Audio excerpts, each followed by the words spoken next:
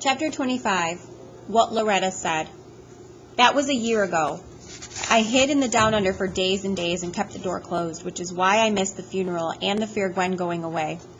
Graham told me about it afterwards, how she couldn't stand to live in the house with Kevin gone, and who could blame her. Grim threatened to unscrew my bedroom door, but he never did. He just kept saying I should come out for Graham's sake, and sometimes she'd come down and say I should come out for Grim's sake, and so on and so forth, until finally I gave up and came out.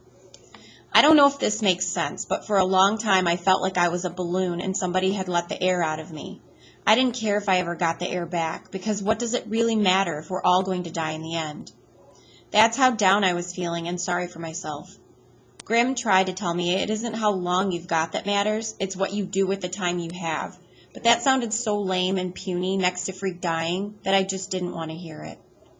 This one day, just before school was supposed to start, I was moping around the backyard and thinking again how pointless and stupid everything was, and Grim comes over and says, "You know what? Most of us go all the way through life and we never have a friend like Kevin. So maybe you should count yourself lucky." "Yeah, right," I say. "Suit yourself," he says. "But let's get one thing straight. You're going back to school if I have to hitch a rope to the bumper and drag you there. Is that clear?" So I went, and I hated every minute of it, and I especially hated how people kept feeling sorry for me, as if it was me who died. Finally, one time, even Tony D came up to me and said it was a shame what happened, and I could see that he really meant it. And I just blew up and told him if he ever felt sorry for me again, I'd put him headfirst in the mill pond and pound him down into the mud like a fence post. So we're enemies again, which is just the way I like it. Not too long after that, this was winter by then, I saw Loretta Lee in the street.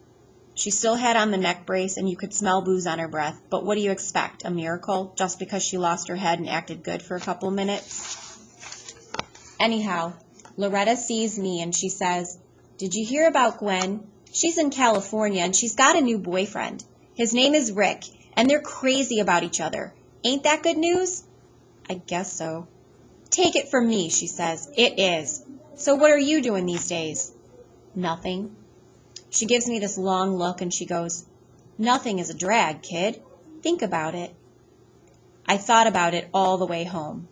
That night, I pulled the pyramid box from under the bed and got the empty book out of the pyramid, and I'm thinking, who are you kidding, Maxwell Kane? You haven't got a brain. And that's the truth, the whole truth, the unvanquished truth, is how Freak would say it.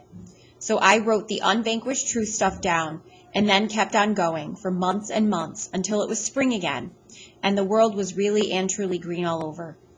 By the time we got here, which I guess should be the end, I'm feeling okay about remembering things. And now that I've written a book, who knows? I might even read a few. No big deal.